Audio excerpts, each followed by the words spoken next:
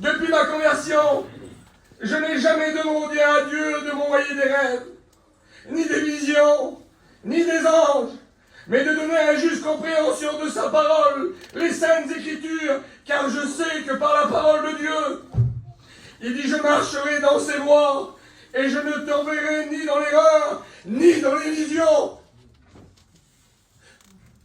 On ne veut pas de rêve, c'est bien un rêve. On ne veut pas d'ange qui descend du ciel. Ce qu'on veut ce matin pour rester dans sa parole, c'est la parole de Dieu. C'est de elle qu'on a besoin. C'est elle qui restaure l'âme. C'est elle qui remplit les cœurs. C'est elle qui nous bénit. C'est elle qui nous remplit. C'est elle qui va nous amener au ciel. La parole de Dieu. On a tellement besoin de la parole de Dieu. Écoutez, j'ai marqué ça hier soir. Les maladies, les souffrances, le péché, les questions sans réponse, le monde, les séparations, des douleurs dans les cœurs, veut changer notre identité. Mais ce matin, nous ne sommes pas n'importe qui. C'est le message que Dieu a mis sur mon cœur. Rappelez à l'église, il dit rappelle à l'église de Lorient qui ils sont. Qui vous êtes ce matin? On n'est pas n'importe qui, mes frères et mes sœurs. C'est le message que Dieu a mis sur mon cœur ce matin pour vous. Qui nous sommes? Alors on va prier le Seigneur ensemble. Vous êtes avec moi ce matin? J'ai besoin que vous êtes avec moi. J'ai besoin des anciens, des sœurs, des frères, ensemble. Écoutez, tout seul on va pas loin. Mais ensemble on va y arriver. On va prier le Seigneur ensemble. Vous voulez Tristan, prie pour moi. Tu pries pour moi, Tristan? On prie ensemble le Seigneur.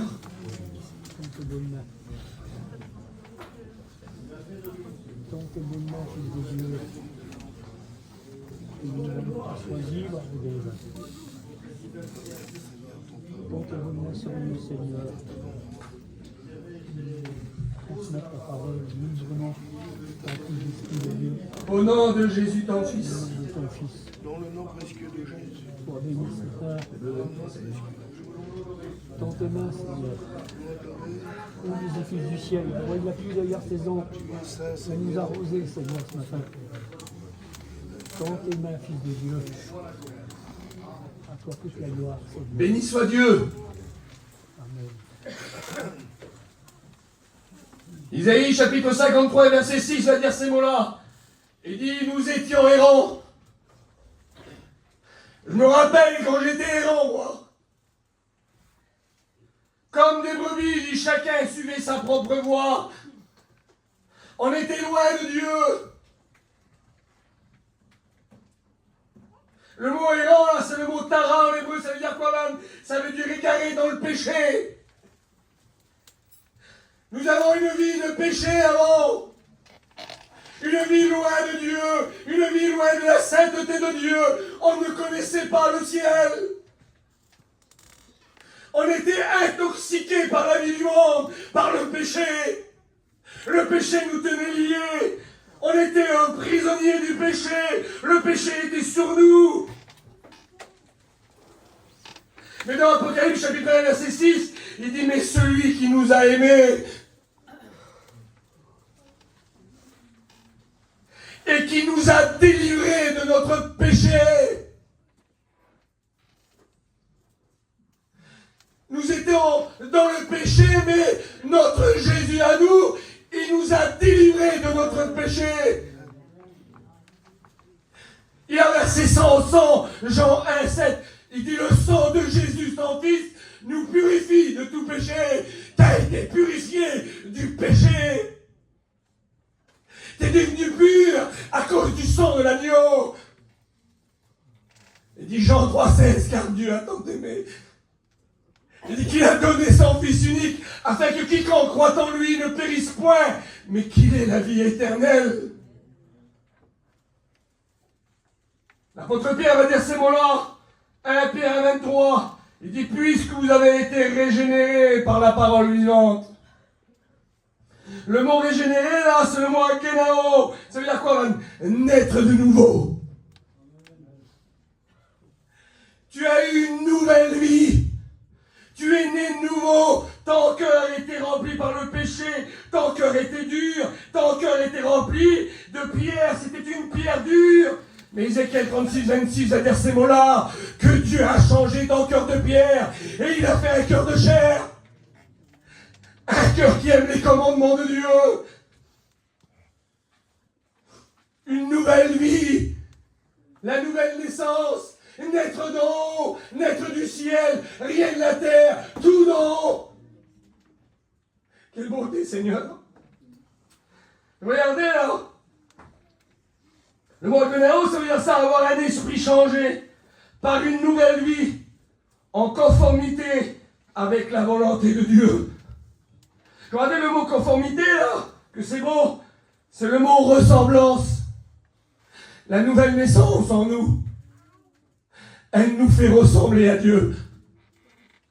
Comme tu viens quelque part, et que tu rentres quelque part, et bien ce coup l'autre il te regarde, à cause que tu es né de nouveau, à cause que ton cœur a été changé, à cause que ton péché a été pardonné, tu ressembles à Dieu. Tu rentres quelque part, tu n'es pas n'importe qui, non. Tu ressembles à Dieu. Tu ressembles au Père. Plein de fois, on me l'a dit, mon Ivan, tu ressembles à ton Père. Quelle beauté, Seigneur, de ressembler au Père ce matin. La nouvelle naissance en nous nous fait ressembler au ciel.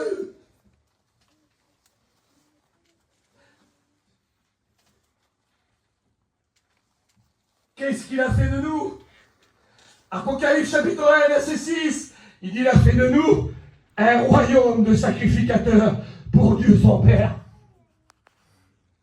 Regardez le mot royaume, là, c'est le mot Barzillus, ça veut dire quoi, là? Ça veut dire prince. Écoute, ma soeur, t'es une princesse. T'es pas n'importe qui. Écoute, mon frère, ce matin, t'es pas un petit chrétien au fond de la salle, il dit, moi, personne ne me connaît. Aux yeux de Dieu, t'es un prince. Réfléchis, Seigneur. Oh, donc quand même, et moi j'ai un petit rendouche, je sais rien du tout, mais comme Dieu te regarde, il dit, tu la vois ma princesse là-bas, tu le vois mon prince, aux yeux de Dieu, on est des princes et des princesses. Il a fait de nous un royaume de sacrificateurs pour Dieu son Père. Les sacrificateurs avaient 3 facultés essentielles. Le premier rôle du sacrificateur, il avait... Son premier rôle, c'était de servir Dieu. Écoutez, on est un peuple sans instruction, nous.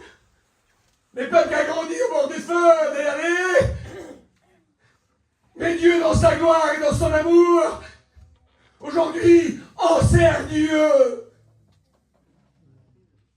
Il y a des hommes qui servent des autres hommes, des princes, des footballeurs. Ils sont là, ils les servent. Mais va, tu sers qui, toi, moi? Je sers Dieu.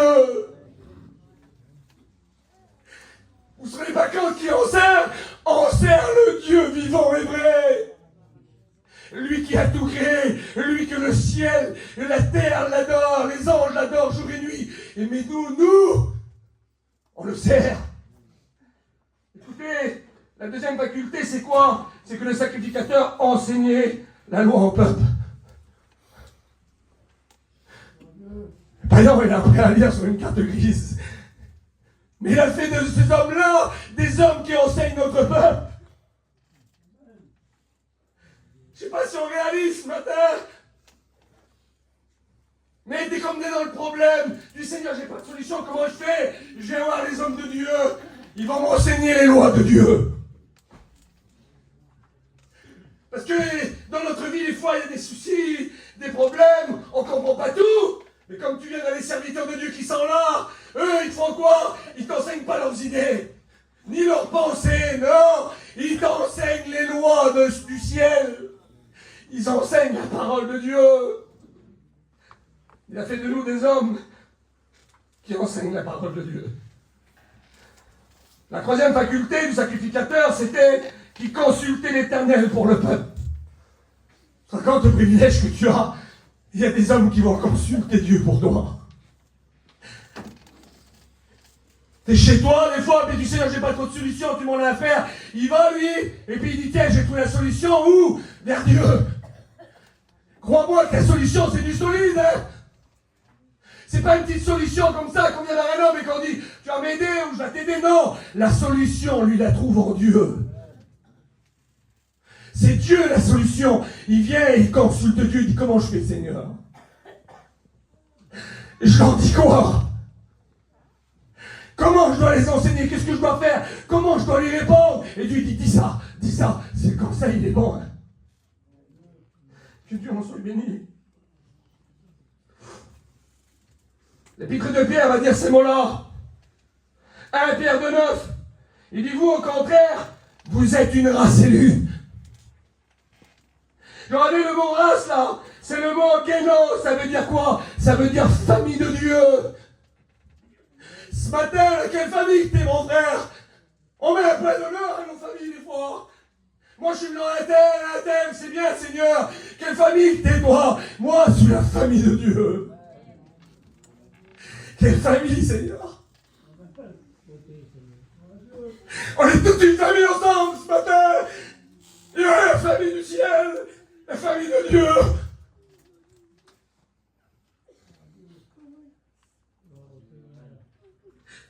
Comment pas-t-on le problème, le souci? Notre famille, elle est là. On est tous là ce matin. Et on prie les uns pour les autres. Et on s'encourage. Et on se tend la main. Et puis on dit, viens, ça y est, tu vas y arriver. La famille est là.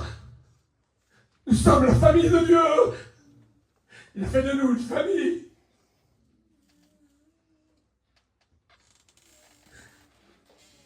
Il dit, vous êtes une race élue. Le mot élu, c'est le mot élechto, ça veut dire quoi, même? Choisi de Dieu. T'es tiré à hasard. Tu viens pas d'un chapeau. C'est Dieu qui t'a choisi. Il t'a choisi. Il dit, vous êtes une race élue, un sacerdoce royal, il dit une nation sainte. Je regardais le mot saint, c'est le mot Jos qui veut dire quoi? Il dit une nation consacrée pour Dieu. Nous sommes des consacrés, des séparés. On n'est pas comme les autres, non. Comme tu arrives quelque part, tu es un consacré. Tu n'es pas comme les autres. Dieu a fait de toi un consacré pour Dieu. Il dit, vous êtes un peuple acquis. Écoutez le privilège. Afin que vous annonciez les vertus de celui qui vous a appelé des ténèbres à son admirable lumière. Il dit, vous annoncez les vertus. Moi, ce matin, Van, je prêche les vertus de Dieu, alors que l'épître de Pierre dit que les anges dans le ciel désirent plonger les regards dans la parole et ils ne peuvent pas. Mais moi, je suis capable de dire par le moyen de l'Esprit de Dieu, parce que Dieu l'a voulu. Dans son amour, il a dit, va annoncer ma parole. Mais tu vas prêcher bientôt. Tu vas annoncer l'amour de Dieu. Les anges meurent pour le faire, ils ne peuvent pas. Mais Dieu t'a choisi. Et Dieu, il a dit, tu vas l'annoncer ma parole. Tu vas dire que je les aime. Tu vas dire que je vais les sortir dans leur péché. Tu vas sauver les âmes par le moyen de la parole. Seigneur, quelle grandeur. Qu'est-ce qu'il fait de nous, Seigneur? Que Dieu soit béni. Et que Dieu soit glorifié. Mais qu'est-ce qu'il a fait de nous? Les hommes de l'Ancien Testament. Écoutez, Moïse, il a ouvert la mer à pied sec. Il a fait passer 3 millions de personnes. Je veux être Moïse, moi. Moïse, Seigneur. Exode 14, 21. Le roi David, il a tué Goliath. 6 coups d'un lampant, 3,25 m de haut. Un combat glorieux. Le roi David. Quelle puissance qu'il doit avoir. T'as eu peur, hein? C'est pas un dégonflé, David. David, il a couru au champ de bataille, 3,25 m avec une cuirasse, avec tout ce que tu veux, il l'a pris, il l'a tué. Quel homme, David. Daniel, dans la fosse au lion. Le lion, il n'a même pas regardé. Daniel 6, 14. Abraham, le père de la foi, le père de la multitude, il a tout quitté. Genèse 12, Dieu lui parle, il s'en va, il sacrifie son fils. Quels les hommes de Dieu? Allez faire plus grand que toi. Jacob, le père des 12 tribus d'Israël. Élie, emporté dans un char de feu.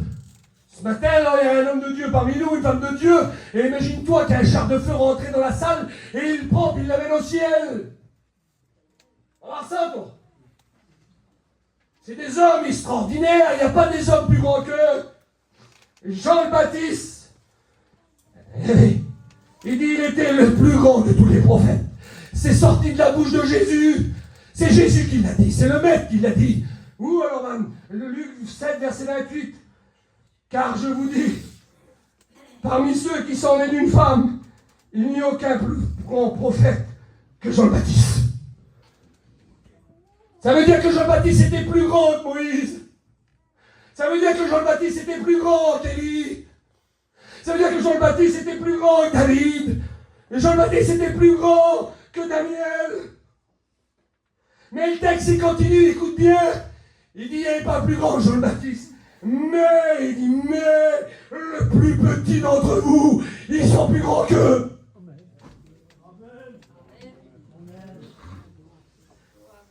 Bah toi, quelqu'un quand même, t'es pas plus grand que Moïse. T'es pas plus grand que lui. Jésus va dire ça à lui. Il va dire, eux, ils sont grands, mais à cause de moi, tu deviens plus grand que lui. Pourquoi, Alan, alors? Écoutez bien, j'ai marqué, mais pourquoi? Jean 3,29, Jean le Baptiste, c'était l'ami de l'époux. C'était les amis. Plus mon père, je sais que c'est un grand copain. Avec les frères qui sont là, avec Josué, avec tous les serviteurs de Dieu. Avec Houston, c'est des amis. Écoutez, Matthieu, Jésus va le confirmer dans Matthieu 9,15. Jésus leur répondit, les amis de l'époux peuvent-ils être affligés pendant que l'époux est avec eux? C'était les amis, eux. Il n'y a pas plus beau qu'un ami. Mais regardez ce qu'il va dire là, l'apôtre Paul, dans 2 Corinthiens chapitre 11. Mais il va dire, vous n'êtes pas un ami, vous. Mais qu'est-ce que je suis, moi, ce matin? Il dit, vous êtes la fiancée de l'épouse.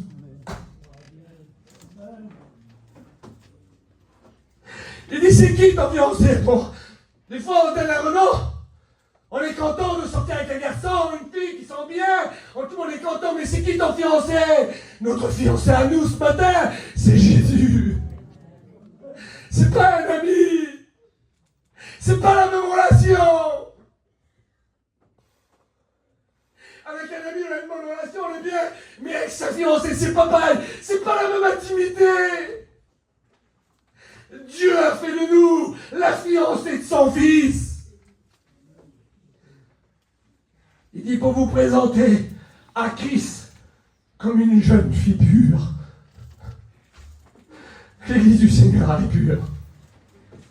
Et je regardais le mot fiancé là. Ça reste que pas là. Et Dieu ne fait pas des promesses et il s'arrête. Non. Tu sais, des fois on sort avec sa réalité, ça, tu sors avec une fille et un garçon et ça s'arrête là, ça se sépare après. Mais pas notre Dieu. Le mot fiancé là, c'est le mot amazo qui veut dire quoi, man? Se donner en mariage. Il veut se marier avec toi. Quel amour, Seigneur! Il fait de toi sa fiancée, mais pour se marier. Qu'est-ce que je dois faire, là, Apocalypse 19,7? Il dit, réjouissons-nous. Réjouissons-nous, il dit, soyez dans l'allégresse. Donnons-lui gloire. Car les noces de l'agneau sont venues. Et son épouse s'est préparée.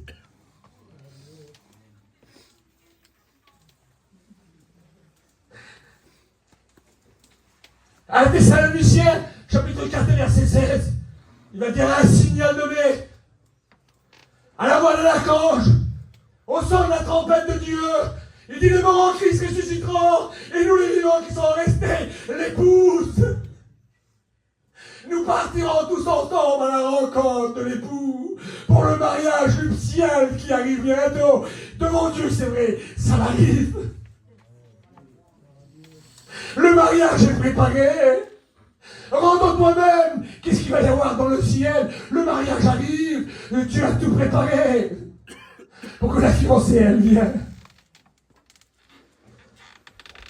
Apocalypse 21:4. Écoute. Il n'y aura plus de deuil, plus de larmes, plus de souffrance, plus d'angoisse le matin, plus de poids sur les cœurs, dans la joie, dans la paix, pour l'éternité. Encore un peu de temps, encore un peu de temps. Et celui qui doit venir viendra. Le mariage arrive.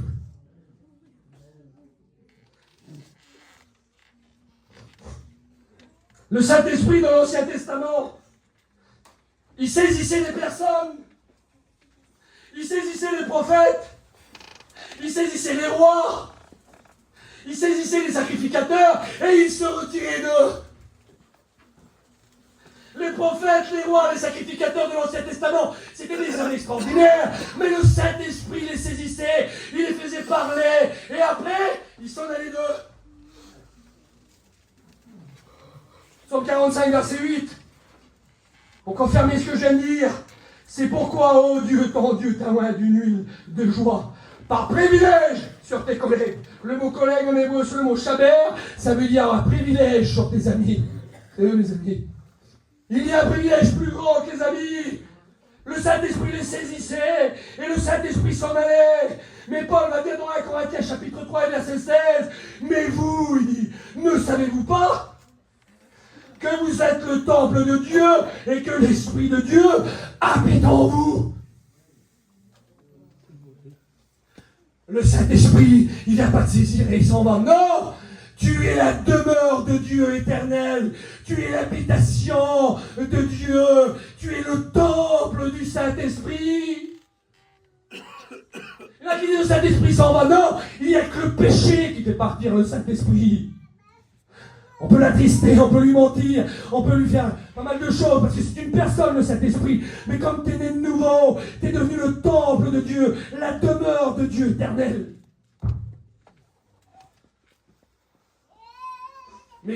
Mais c'est quoi le Saint-Esprit? C'est où le temple du Saint-Esprit? Écoute, le temple du Saint-Esprit, c'est tes yeux. Le temple du Saint-Esprit, c'est tes mains. Le temple du Saint-Esprit, c'est ta bouche. Tu es ce matin l'habitation de Dieu. Seigneur, tu es la maison de Dieu. Voilà qui tu es. Écoutez, Jean 14, 17, l'esprit de vérité que le monde ne peut pas recevoir. Parce qu'il ne voit point, il ne le connaît point. Les hommes du monde ne connaissent pas le Saint-Esprit. Ils ne savent pas qui il est. Il dit, ils ne peuvent pas le recevoir, ils ne le connaissent pas. Mais dites-vous, vous le connaissez. Car il demeure en vous. Et il sera en vous. J'ai marqué, moi, mais qui est celui qui habite en nous? Mais qui est le Saint-Esprit? Tu te rends pas compte ce que tu possèdes ce matin? T'es pas n'importe qui, hein? Écoutez, le Saint-Esprit, on l'appellera l'Esprit de Dieu. 2 Chroniques 15. Isaïe 11, l'Esprit de l'Éternel. Jean 32:8, il dit le souffle du Tout-Puissant. J'ai pas ça en moi, mais si. Isaïe 61, l'Esprit du Seigneur. Dans Matthieu 10, verset 20, il dit l'Esprit du Père. Acte 16, l'Esprit de Jésus. Romains 8:9, l'Esprit du Christ. Galates 4:6, il dit l'Esprit du Fils. En Romains, chapitre 1, verset 4, il dit « Déclaré Fils de Dieu avec puissance, selon l'Esprit de sainteté. » Écoutez, l'Esprit en nous, il est saint. L'Esprit qui demeure dans nos cœurs, c'est un Esprit saint. L'Esprit de sainteté. Le mot grec, c'est le mot agiosinam, ça veut dire quoi, même? Ça veut dire pureté. Le Saint-Esprit en toi, il est pur. Il est saint. C'est pour ça que je regardais le mot pureté, c'est caractère de ce qui n'est pas mélangé. Alors, on ne veut pas de mélange. Le mélange détruit le temple. Le mélange détruit la vie de Dieu. Le mélange tue. Mais l'Esprit de Dieu en nous, il est pur, il est saint. Il n'y a pas de mélange dans l'Église du Christ. On veut tout mélanger aujourd'hui. On n'a pas besoin de folklore. C'est bien les programmes des réunions. C'est bien les chants, les témoignages. Mais ce qu'on a besoin, c'est de garder l'Esprit Saint en nous. Et la réunion doit imprégner de l'Esprit Saint, pas de programme. L'Esprit de Dieu doit planer dans nos réunions. C'est l'Esprit de Dieu qu'il nous faut dans nos cœurs. L'Esprit Saint, pas de mélange.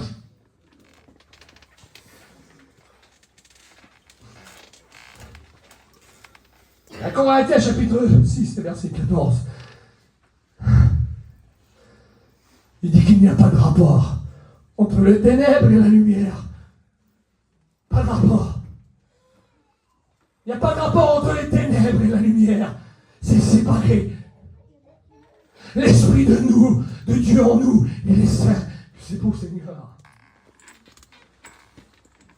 Isaïe 11, il dit l'Esprit de sagesse.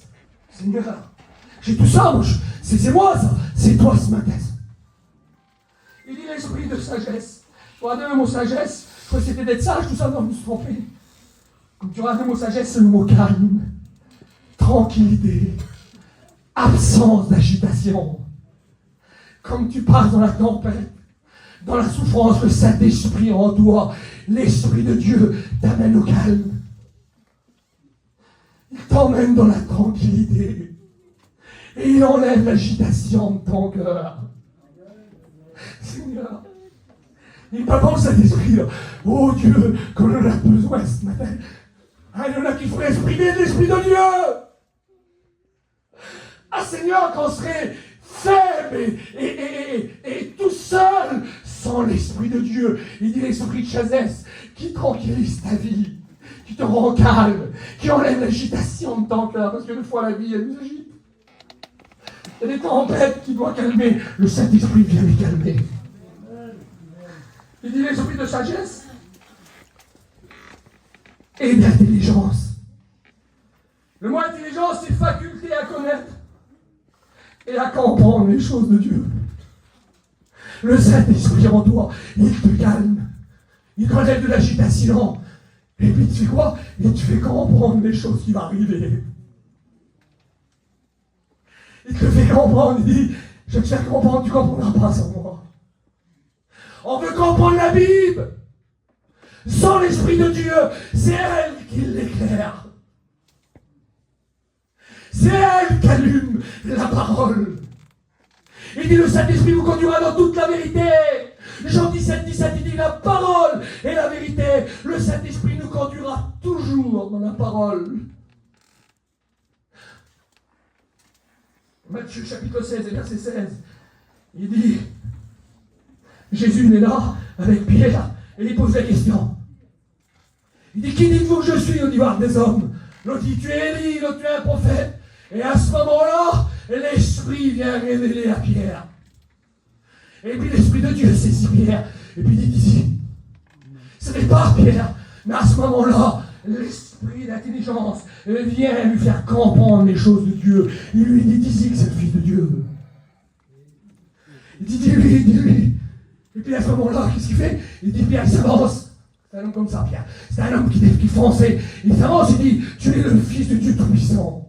Jésus va dire, écoute Pierre, ce n'est ni la chair et le sang qui t'ont révélé ces choses. Écoutez mes frères et mes sœurs, la chair révèle rien du tout.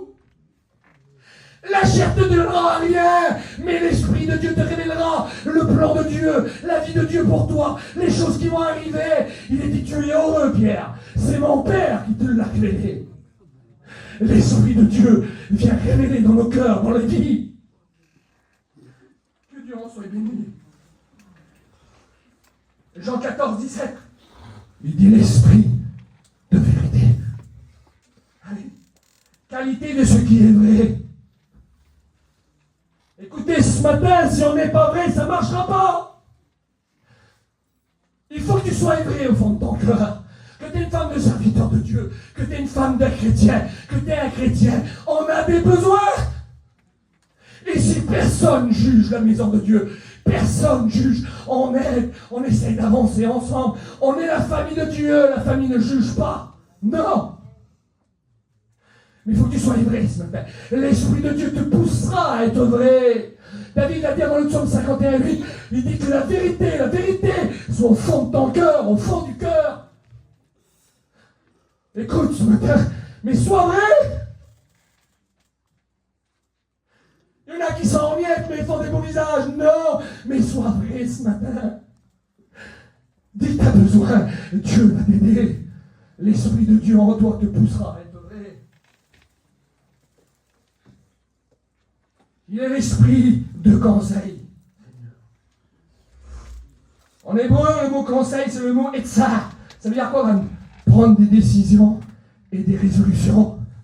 Et l'Esprit de Dieu en toi, il te poussera toujours à prendre des décisions. On ne fait pas des réunions pour que, je m'excuse du mot, pardonne-moi Seigneur, excusez-moi les anciens, mais t'es pas là pour faire la la la la.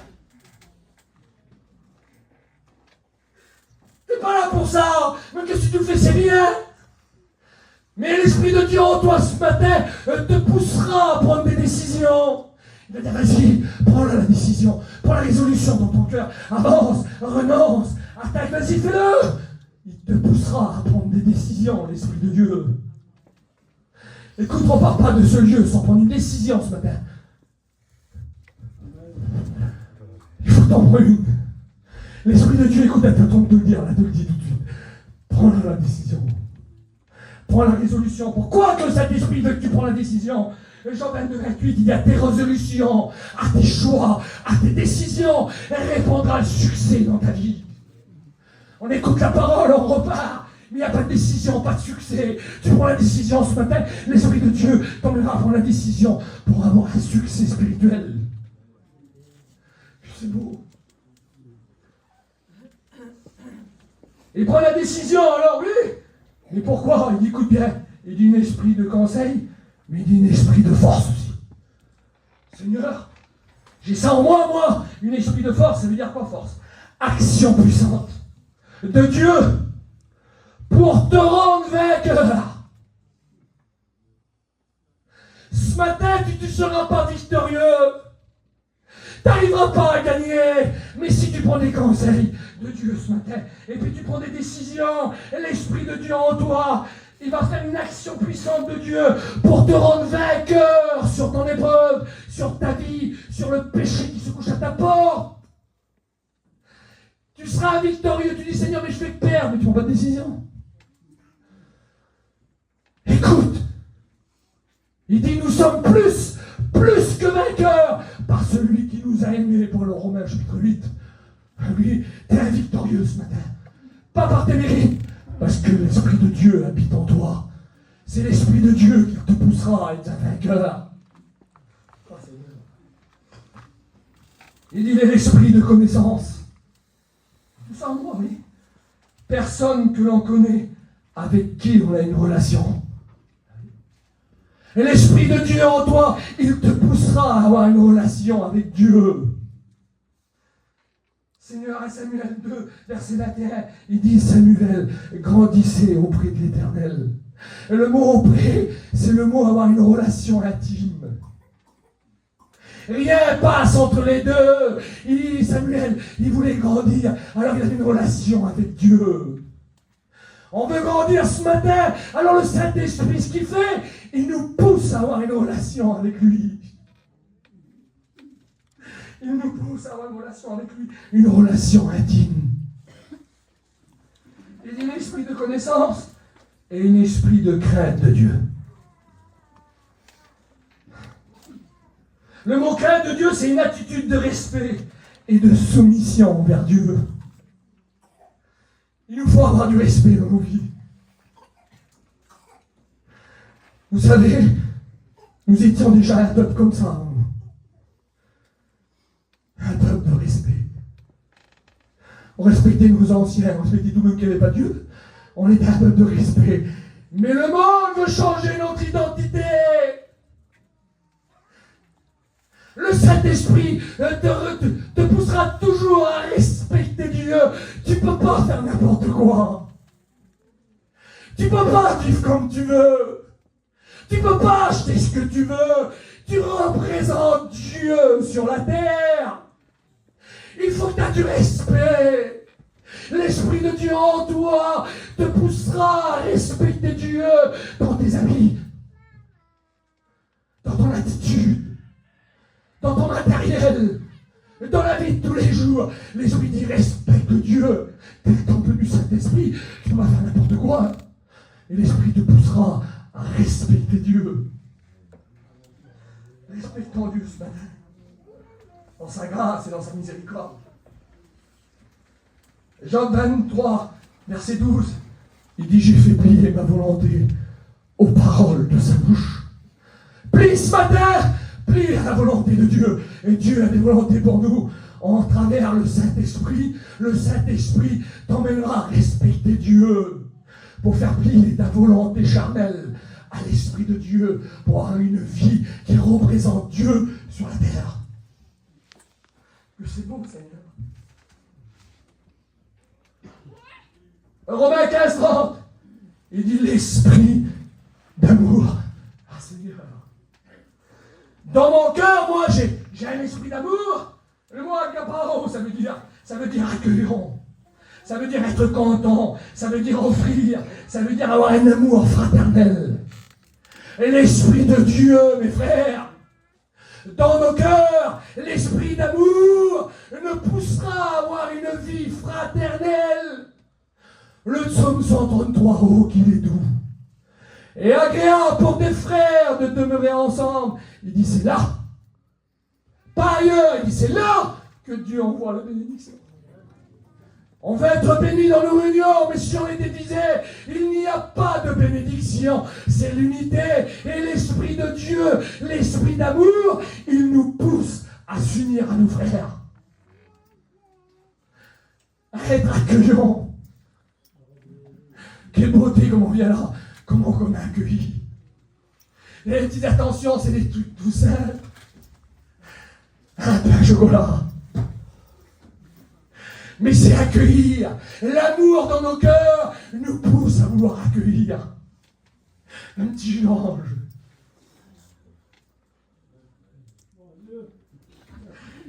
Des crêpes complètes hier. C'est la meilleure chose du monde. C'est pas des homards, Seigneur.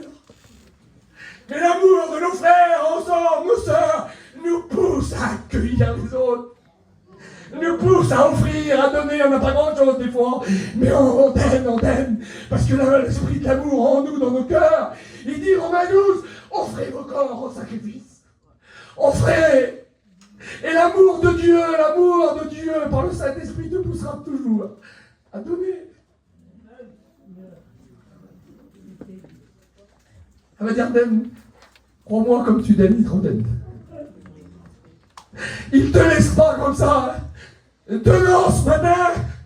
Ah Seigneur, des fois, je le dis, on est chez nous et puis c'est fini, il n'y a plus d'aide à mon CD. C'est à gauche, à droite, à Paris, c'est comme ça. Je le dis avec mon cœur.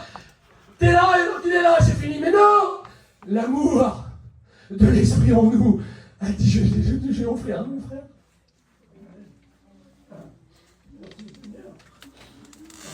Je vais l'accueillir, j'ai pas grand chose, mais je vais le faire. Un jour, j'étais rempli de ça m'est à l'esprit, je vous le dis. Et puis on arrive à des frères, ils n'avaient rien du tout. Ils gagnaient 1 euro par jour. Mais l'amour de Dieu était dans leur cœur par le Saint-Esprit. Quand on est arrivé, vous savez ce qu'il a fait? Il a fait un crédit. Pour une bouteille de limonade. J'ai un petit gâteau. Il y a marqué dessus Jésus Christ. Quand on est arrivé à le frère, on a ressenti tout l'amour de Dieu. On a une limonade. L'esprit d'amour, il nous poussera toujours à aimer. Il nous poussera à Ouvan. Il nous poussera à Corinthiens 13. Il nous poussera là-bas, il ne tient pas là-bas. Où c'est, faut le voir? L'esprit d'amour en toi, il dira va vers Corinthiens 13. C'est où vers Corinthiens 13? Il dit quoi, Corinthiens 13? Il dit l'amour. Elle est patiente. Elle est pleine de bonté. L'amour, elle n'est pas envieux.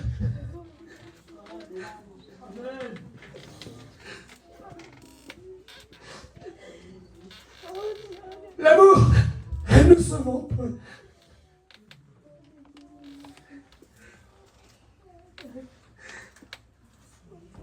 L'amour, elle ne se fout pas d'orgueil. L'amour, elle fait rien de malhonnête.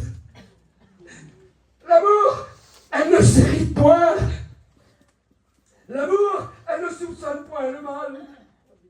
L'amour, elle ne se réjouit pas de l'injustice.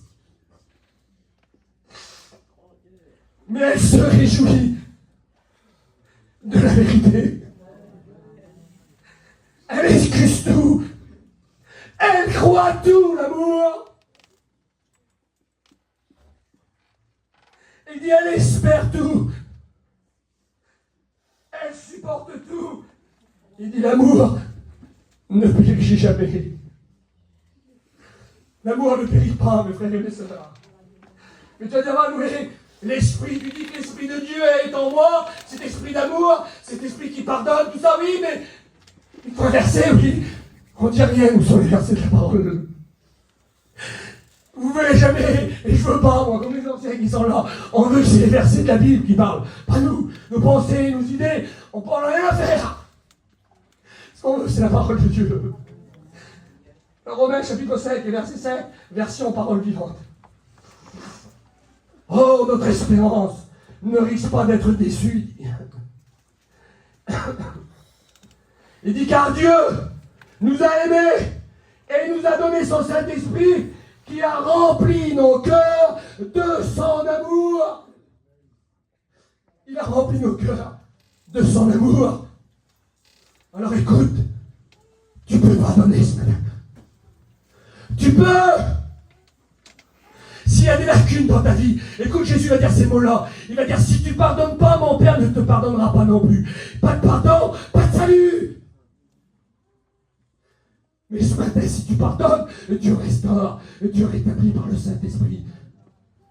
Il faut pardonner, tu peux pardonner. Tu peux supporter. Tu peux être patient. Tu peux espérer tout. Espère en lui ce matin.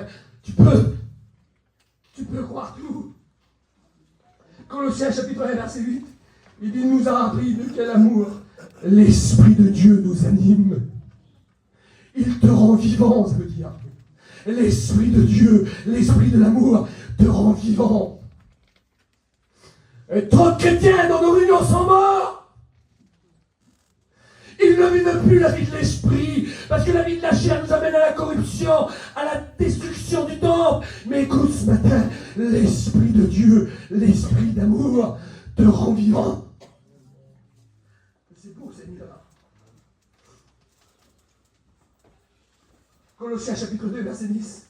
Il nous a tout pleinement en lui, qui est le chef et de toute domination et de toute autorité. Que Dieu en soit béni. Si vous saurez comme je n'ai eu besoin avec mon foyer. On a tous notre lot de souffrance. À son degré, bien sûr. Mais on a tous un degré de souffrance dans nos cœurs. Et puis je possède quelqu'un dans mon cœur. Jean 14, 26, il dit, mais l'Esprit l'Esprit Saint, le Consolateur. J'en ai eu besoin dans ma vie. Comme on l'aurait fait sans lui. Ma femme n'en a eu besoin. Je ne veux pas faire sentiment ce matin.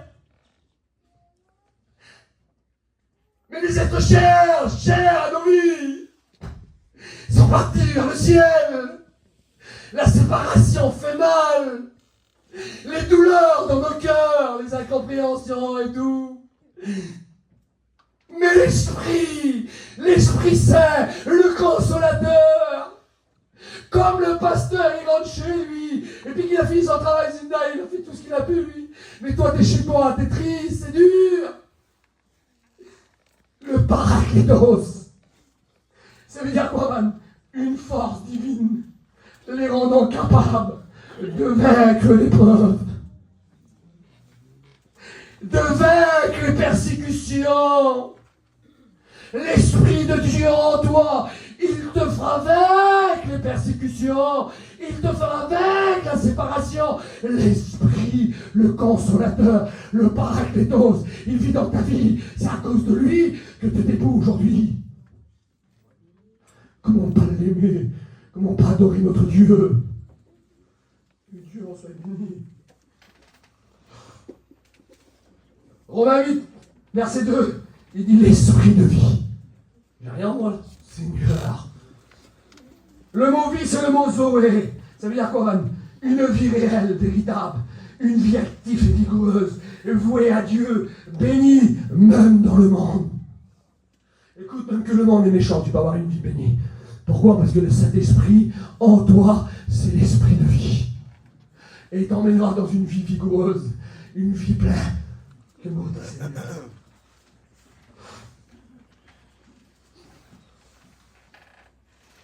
2 Timothée chapitre 1, verset 7. Car ce n'est pas un esprit de timidité que Dieu nous a donné, au contraire. Il dit son esprit nous remplit de force. Regardez le mot rempli, c'est le mot pléro qui veut dire plus rien n'est nécessaire. Comme le Saint-Esprit remplit ta vie, plus rien n'est nécessaire autour. À combien causes-tu aujourd'hui pour conquérir dans le monde des affaires? Et puis le Saint-Esprit, comme il te remplit, il te remplit de force. Et tu es tellement rempli que plus rien n'est nécessaire autour de toi. Que c'est beau. Que Dieu en soit béni. Je comprends pourquoi maintenant. J'ai compris pourquoi. Jean 16, 7. Cependant, je vous dis la vérité. Il dit, il vous est avantageux que je m'en aille. Seigneur. Jésus était présent de chair. Avec eux, il était là, comme il est là, comme le touche à lui, là, il était là, avec lui, ensemble. Mais il dit, l'avantageux que je m'en aille. Pourquoi t'es avantageux, Seigneur, que tu t'en vas? Il dit, l'avantageux que je m'en aille. Car si je m'en vais, il dit, le Consolateur, l'Esprit Saint, ne viendra pas. Ne viendra pas vers vous. Mais si je m'en vais, je vous l'enverrai. Quand il sera venu, il dit qu'on vaincra le monde de ce qui concerne le péché, la justice et le jugement. Tu te rends pas compte qui tu es ce matin? Jésus a dit ça, il est avantageux que je m'en aille. Jésus, il a préféré s'en aller pour te l'envoyer à lui. Il dit, je ne vous ai pas envoyé le consolateur, il dit un autre consolateur. Parce que Jésus console aussi. Un autre consolateur. Mais il dit, celui-là, il ne sera pas à côté de toi. Parce que Jésus est à côté de nous, que vous ne voulez pas, il est à côté des disciples, il est à côté d'eux. Mais là, il dit, il demeurera en vous. Il s'en va plus. Une fois, il s'en va, tu t'ennuies, il est parti, l'autre, il ne reviendra plus.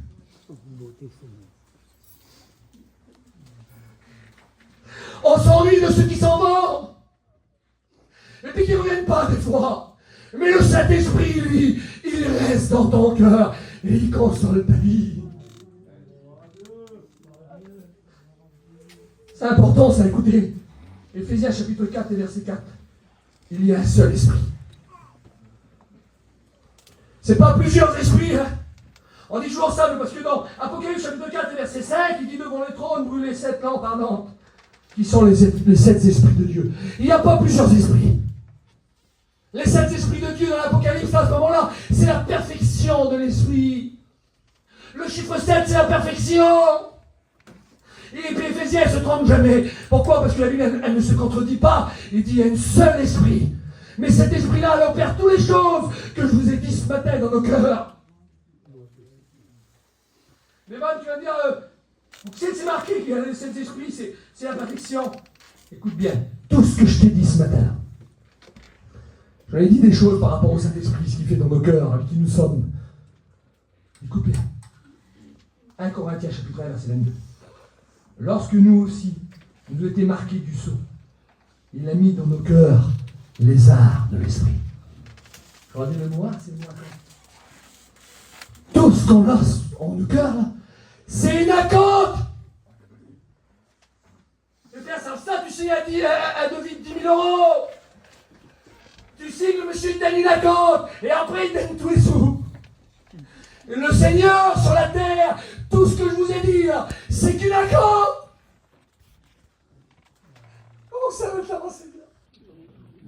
C'est pour ça qu'il voit les 7 esprits, il voit la perfection de l'esprit, il voit toute la puissance, toute la pureté, toute son autorité à l'esprit de Dieu. Il dit, je vois les 7 esprits, la perfection de l'esprit. Mon Seigneur.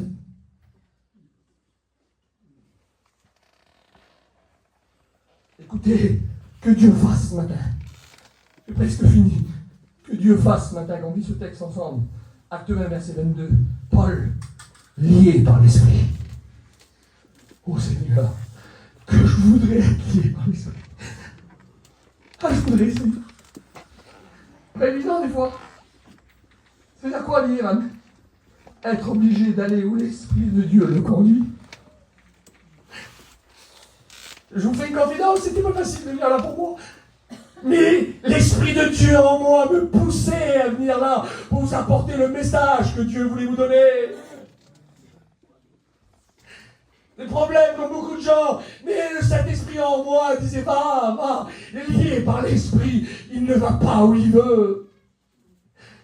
Il va dire à Pierre, un autre te sèvera et t'emmènera où tu veux pas aller.